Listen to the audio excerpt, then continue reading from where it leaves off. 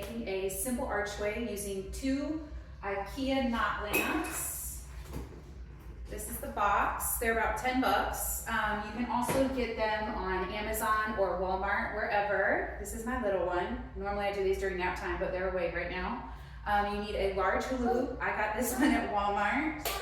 I have some kitchen shears and a weight if you need some extra support for these. If you're going to be doing multiple archways, like a lot of people are doing them for the underwater ways that they're doing, you can kind of stick these on here like this, and it gives it a little bit more support. Okay, so first things first, this is very simple. All what we're going to do is we are just going to simply snip this hula hoop in half, and we're going to duct tape it to the top of here, and then you got your simple archway.